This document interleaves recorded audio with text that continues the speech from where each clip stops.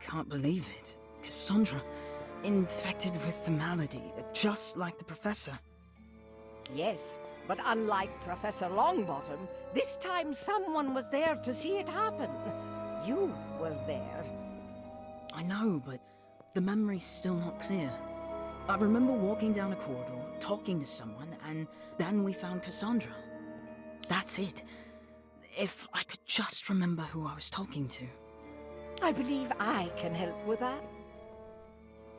Gossamer, you were the one I was talking to.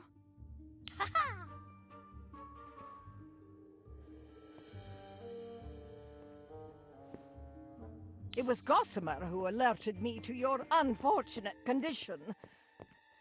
By the time we found you, you'd wandered back to the greenhouses and were trying to chat up a Mimbulus Mimbletonia.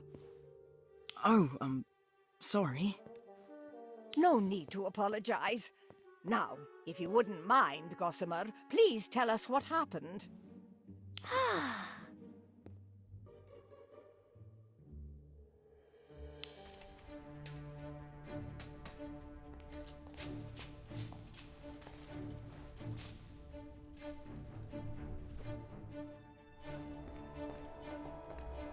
Astrid!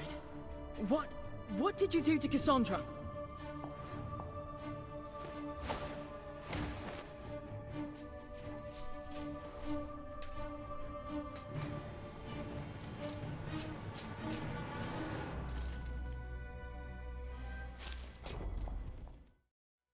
But Astrid can't have done it.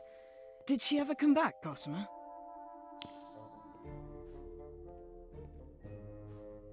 Thank you, Gossamer. You may go.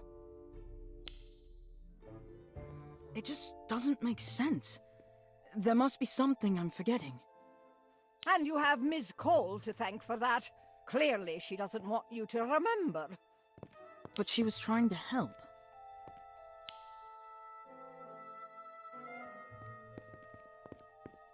All evidence points to Ms. Cole, does it not? Her curious wanderings, the secretive lab, the photographs, and then there's the matter of the plant she took. The one Cassandra was holding. Why would she take that? I don't know. What I do know is that plant wasn't Miss Vole's. It was meant for me. Huh? I don't understand. It was one of those bloom-for-you plants that Mr. Thorne has been selling. He was hoping to get my recommendation, but the flower failed to bloom.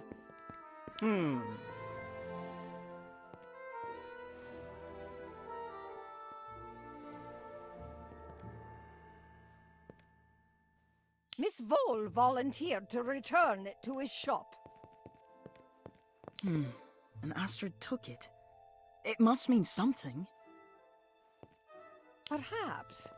What do you know about Mr. Thorne's creations? Not much, except that Cassandra was obsessed with them. I don't see what the problem is. I've got the money. Name your price.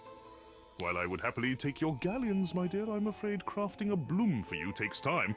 Plus, there's a waiting list, you see. A waiting list? Do you know who I am? When my father hears about this...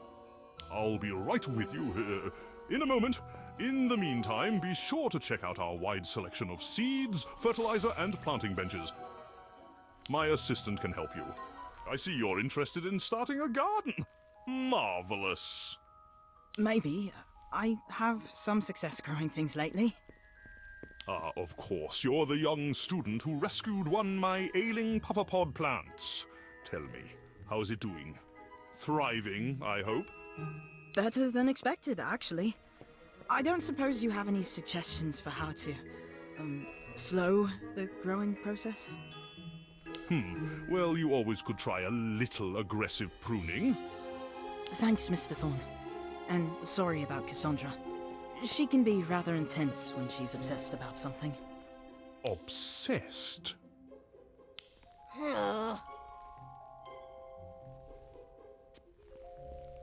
Really?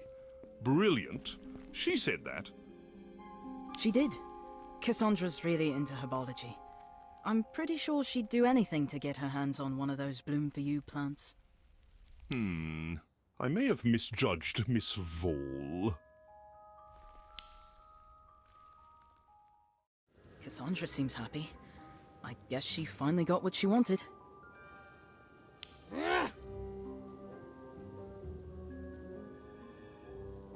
Don't be so pessimistic, Daniel. I'm just happy to be outside.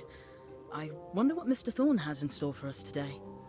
Good afternoon! Today we'll be collecting plant samples as part of the effort to find a cure for the so-called mysterious malady. The very same ailment that has befallen our beloved Professor Longbottom. Mr. Hagrid has agreed to act as our guide as we descend into the darkest depths of the Forbidden Forest in search of our curious quarry.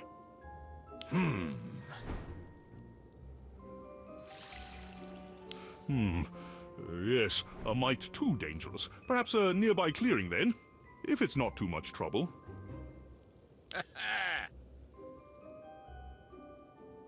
Excellent.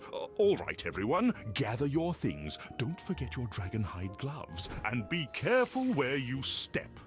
What do you think you're doing? Teaching? Is that not obvious?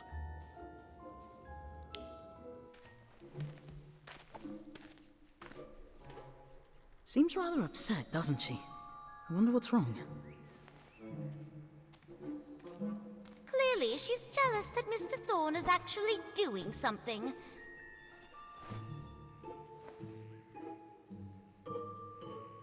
Bobblehead charms? My goodness, whatever for? Fine, do what you want, but when more victims end up in the hospital, don't say you weren't warned. Astrid was very upset, but I don't think it had anything to do with being jealous of Mr. Thorne. I think she was worried about us. How so? Well, she did warn that there could be more victims. Are you sure that it was a warning? Or could it have been a threat?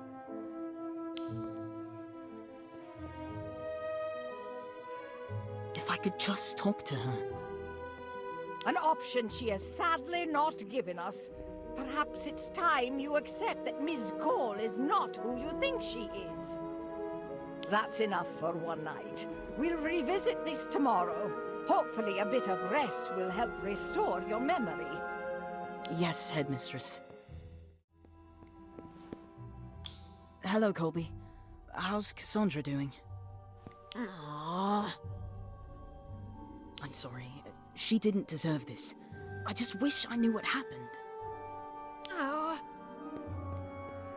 I don't suppose you know anything about the plant she had with her, do you? It was one of Mr. Thorne's Bloom for You flowers?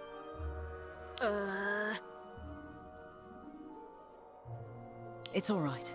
I know it was supposed to be for the headmistress, but it didn't work. Cassandra was returning it to... Wait. She didn't have anything to do with it not working, did she?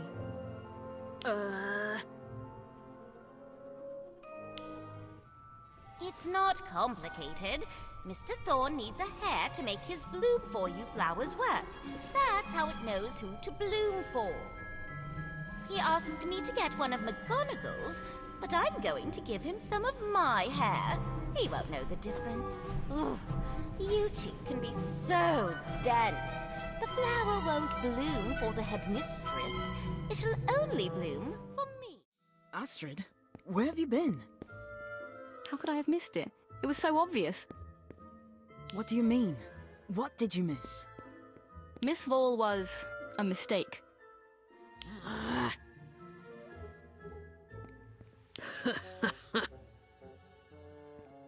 Colby, wait!